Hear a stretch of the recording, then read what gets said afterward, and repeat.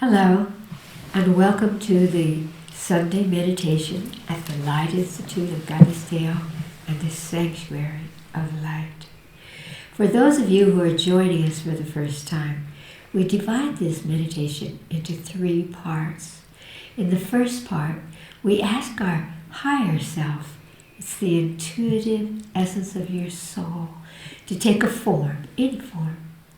We allow it to touch our bodies, we take it in so that as we're sitting in meditation, we're sitting as our true selves, our own inner voice, our own higher self-essence.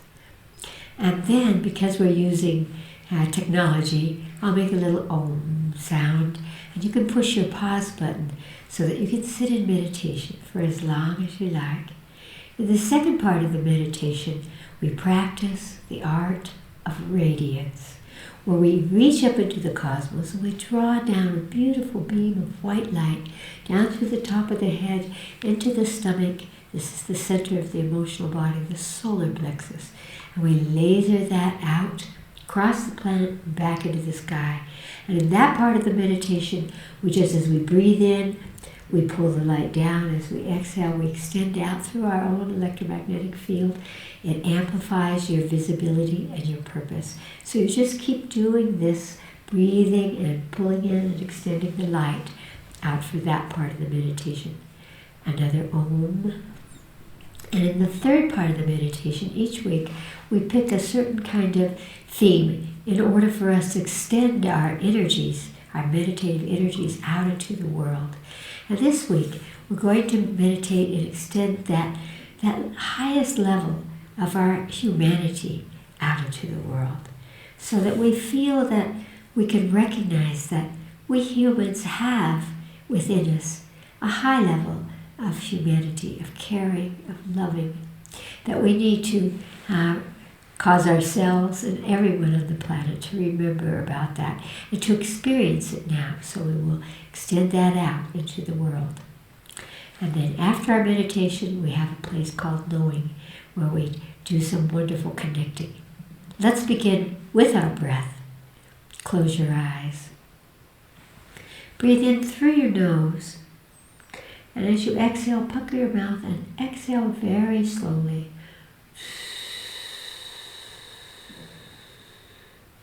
This exhalation slows your brain and brings you into a meditative state. Once again, breathe into your nose and exhale slowly.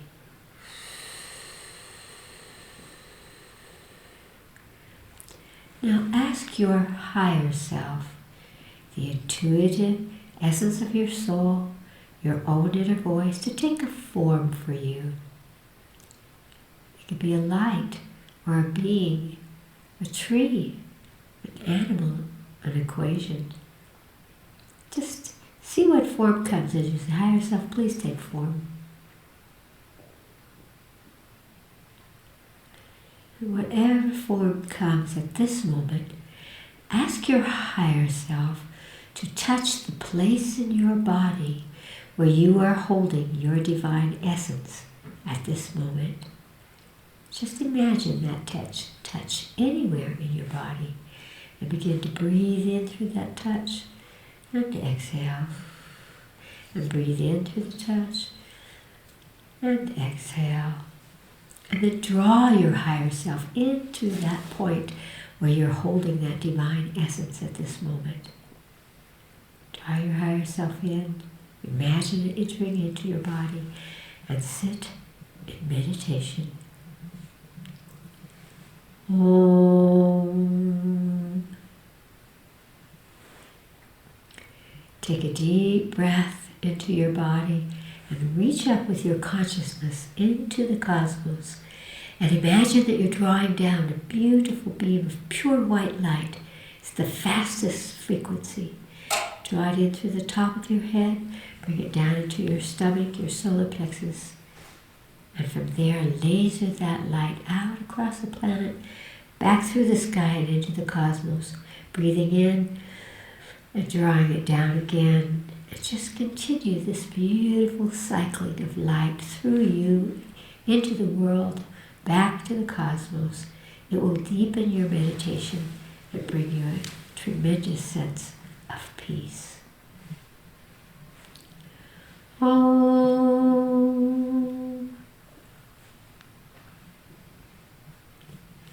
Take a deep breath into your body and imagine that you could bring all of humanity into your mind's eye. 7-point-something billion people on this planet. Bring them into your mind's eye and ask them what frequency of light they need from you to awaken each one individually, all of us collectively, to that beautiful higher humanity that is ingrained in us, that lives within us, so that we can remember it, so that we can access it, and so we can extend it one to another. The humanity of love, the humanity of caring and protecting others, the humanity of the highest, most gentle caring. See what color humanity asks for from you in order to awaken those energies and begin to feel that we have the strength and we know how to use this higher humane energy.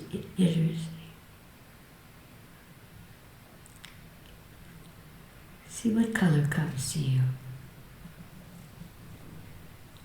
Again, reach up into the cosmos and draw exactly that frequency of light, that color, down through the top of your head that humanity has shown you, and laser it out to all of humanity.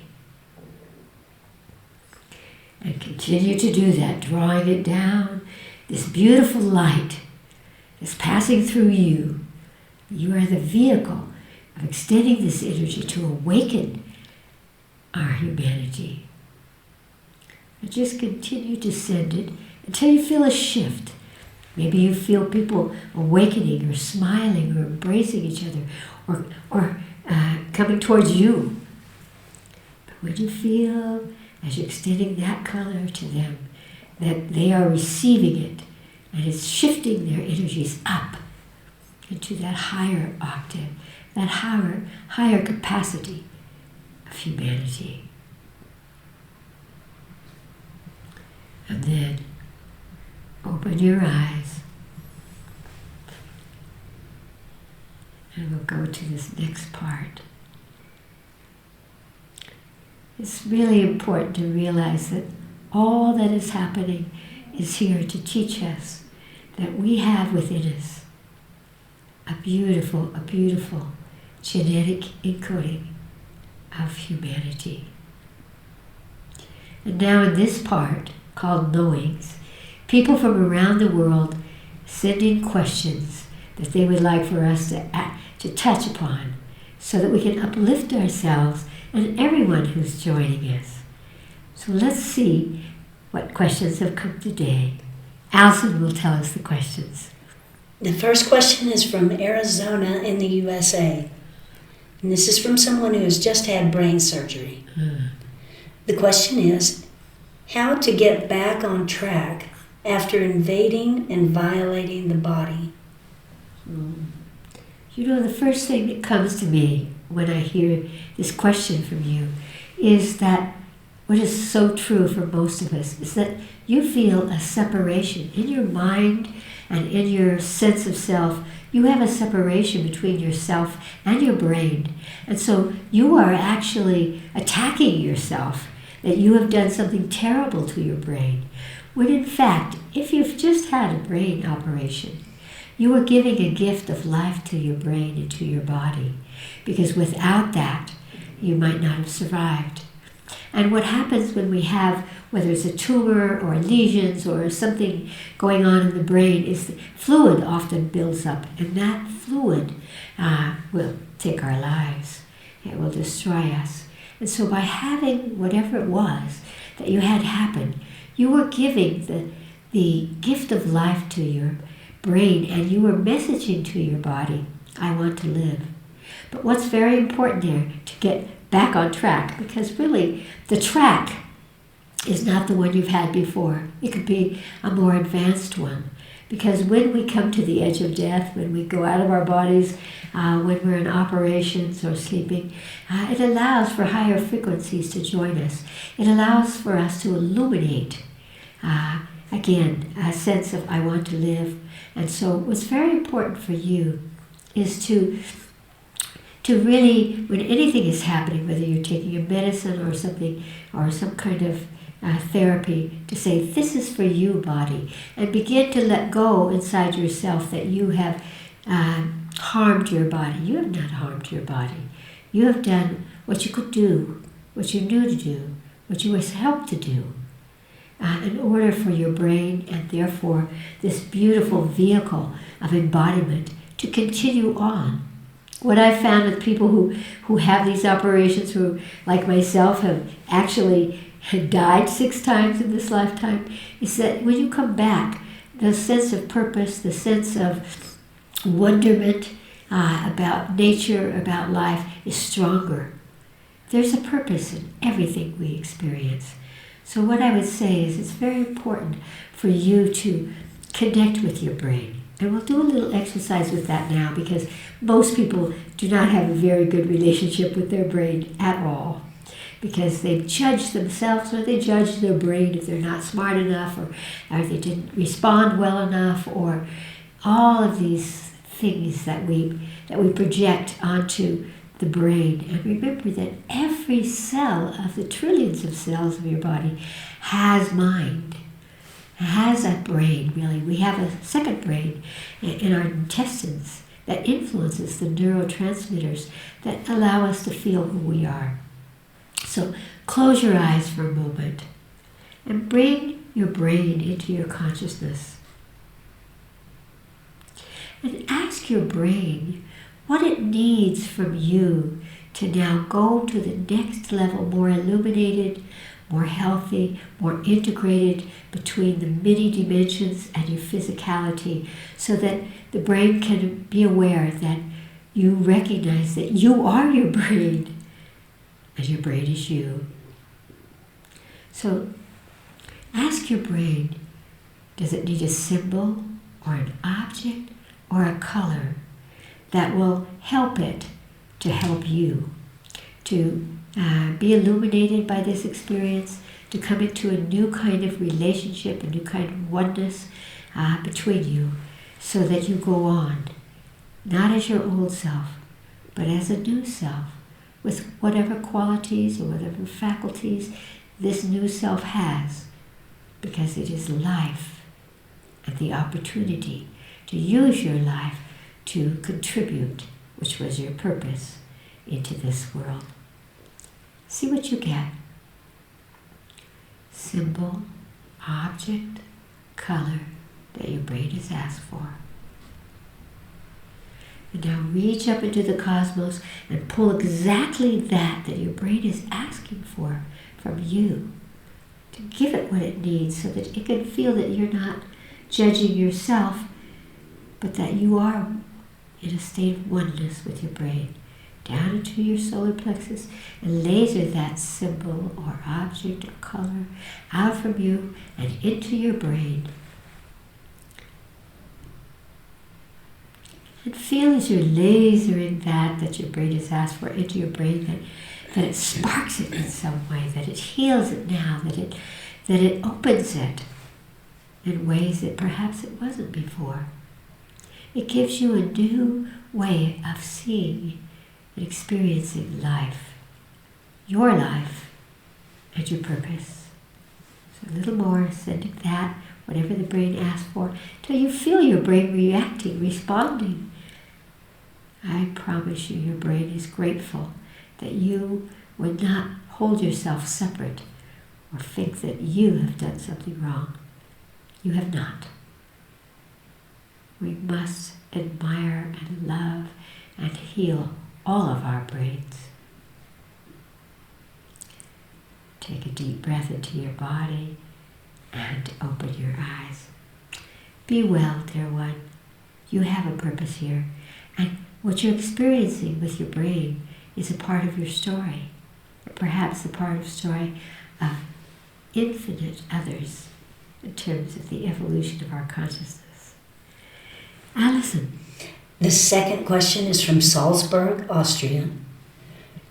Dear Miss Griscom, all my life I've had a calm, even temperament. But as of late, I feel perpetually volatile and wanting to flare at the news, while driving, and especially in stores filled with people. Please, how do I tame this newly emerging temper? P.S. I am well beyond the age of hormones. I love that you say that, because we all have many excuses for our flare-ups and our anger and our tempers. We do, because of my hormones, because of what the other person did, because of this, because. And so I love that you say that, because the first thing we want to do is dissolve away the because of. And yet I'm going to give you a because of right now. And that is that with all the turmoil that's going on the planet right now, everyone is asking, what's the purpose of my life? Why am I here? Why does this have to happen? And so there's a general ripple, a theme that's going through all of humanity, which in effect is very good in that it is causing us to want more from life, or to be something better than we were before. And so that is stimulating this unhappiness. And then we project that out. We see it played out everywhere around us. Why didn't they do this? Why is it this way? When it all begins and ends inside ourselves and how we perceive ourselves. But one thing that we all have in common, because we're born to our mothers, we're born connected to an umbilical cord, and so from the first division of our first magical cell of life, we take in energies.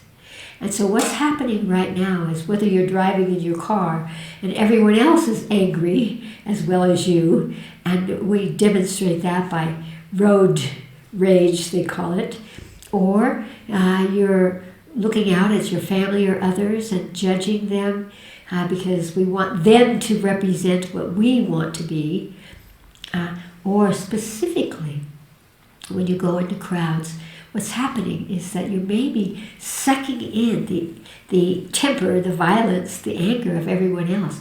It's in our movies, it's in our books, it's in our news. There's nothing but that kind of energy impinging upon our consciousness. And so it's not surprising that we are acting it out ourselves. So first I would say, when you have that flare-up, is this mine? It might be yours. You might get a yes on that right away from your body. And if it is, let's see what to do about that.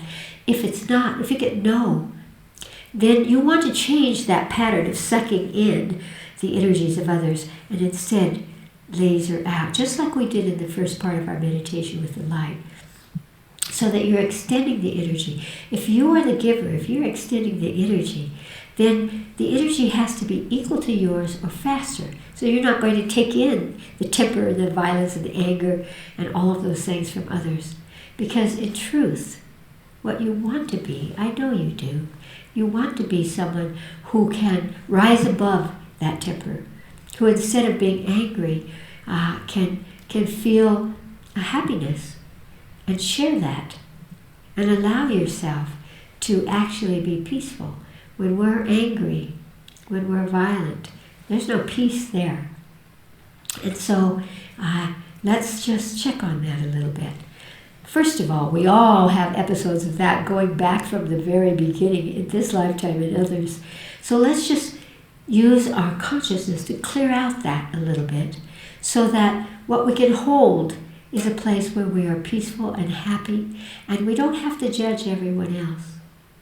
In fact, if we see them with flaring up, we can really just extend light, as we were doing a moment ago, to them. That will allow them to move from a place of that temper to something else. And guess what? When you are drawing that light in and extending it to them, you also will feel a change. This is the beauty of using our own template, our own embodiment as the source of healing. Ready? close your eyes. This is called an exercise in consciousness. Ask your body where it's holding that pattern of flaring up, of suddenly being angry now that wasn't there before. You might see the place or hear it or feel it in your body. Just bring your awareness to that place. Kind of dip in for a second so you kind of feel that flare up. You recognize it. And then ask that place in your body that's storing, that's a storehouse for this anger and flaring up, what frequency of light needs to just dissolve that out so that it is not a template, it is not a point of reference for who you really are. See what color that flare-up needs to be released now. Whatever color you get, just imagine that you could suck it in. You could even place your own hand over that area so that you're using your own healing energy to draw from your own hand that color into that place. This is very powerful.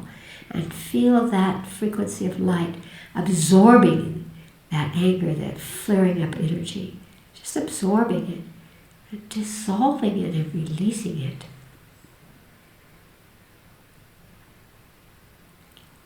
Feel it just being drained out of you.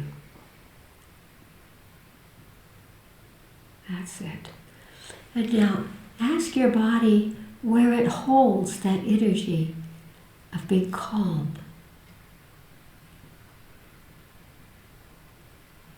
As you have been before, so that you didn't have to react. You could simply hold that higher frequency of being calm that expands your awareness so that you can see all of the relative points of reference. So where is that in you at this moment? It's still there.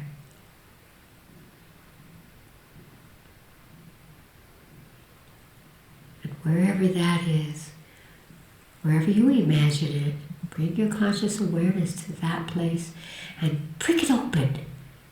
Just as if it were encapsulated there, and prick it open so that that energy of calmness, of heightened awareness, of illumination begins to flow through the trillions of cells of your body, awakening them to remembering and to re-experiencing that you can be calm in the midst of everything. And when you feel that new calmness coming back to you, breathe deeply and imagine that you're extending that out like a beacon, as if you were sharing that, as if you were feeding and giving it as a gift to everyone around you, so that they can find that place in them where they are calm as well. So just feel that you're freeing it now and allowing it to take the place of the flare-ups and extending it out to everything and everyone around you. Take a deep breath and open your eyes. My higher self is giving me 2 more points to give you. One is, it's really fantastic when you're feeling that flare-up, if you're in a place where you can, especially at home or outside, is to open your arms and spin around to the right. As you spin around to the right, it's like centrifugal force. You will spin off that flaring up and that anger, so it's not trapped in your body, and it'll make you feel free and peaceful. And this is one of the best ways to get rid of anger. The second thing is to be aware that if you are as you are, in the northern hemisphere, we're in the first throes of spring. Just like the plants, just like the earth, there is an agitation in spring because new life is coming. And so the liver is where we hold anger, by the way, the liver and the jaw, but especially the liver, because it takes the sugar, makes it into glycogen, and stores it in your liver for whenever you need it. And so the spring is a perfect time to cleanse your liver. There's so many ways to do it. There are all kinds of herbs and things, tinctures that you can take that will help your liver. This is for you, liver. Let that energy go. And if you're in the southern hemisphere, you're going into fall. Same thing. Changes of season create a difference in the earth, and we are part earth, and we feel these things. So those two aspects can also help you to be who you are and nourish that. Bring it forward, that higher energy of being able to be calm. You don't have to take in what's happening in the world. Imagine that you could walk through the world and exude out from you a calmness that you know how to give, and have that be healing and helpful to everything and everyone around you. Allison. The last question is from the Netherlands. The Netherlands. Dear Chris, many years ago I heard you give a talk in Russia about birthing for peace. Yes. I've been thinking of this so much lately and how it can really help our world. I would love to hear you talk about it again. Will you please?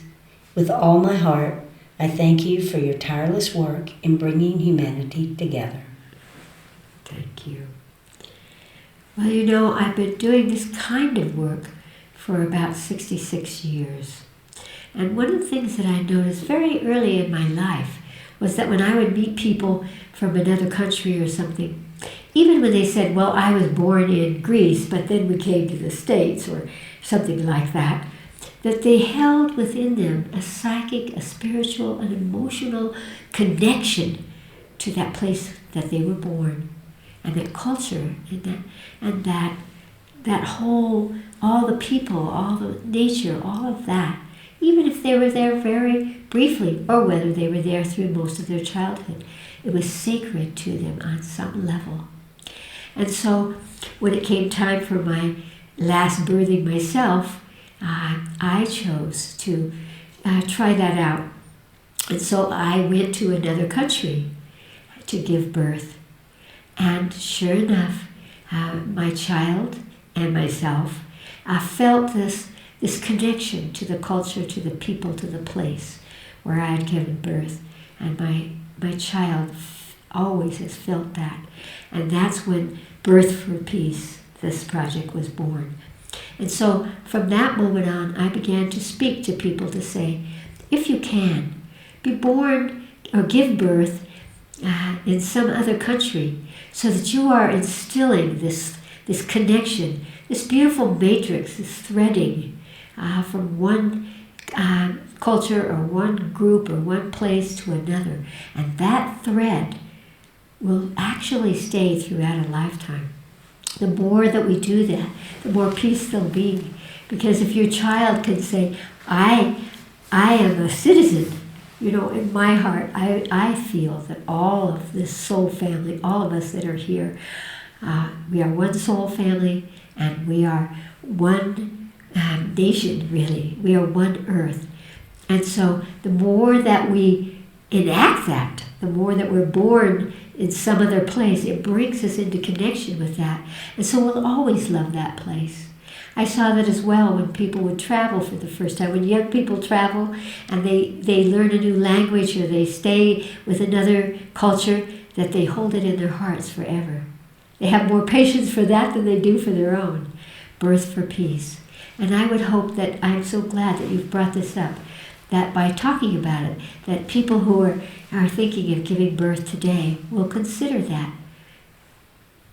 Give birth in another place, and you will be participating through your life experience to bringing all of our humanity together with Gaia in peace. Birth and birthing for peace. It's a great intention. It's a great gift to the future of this world.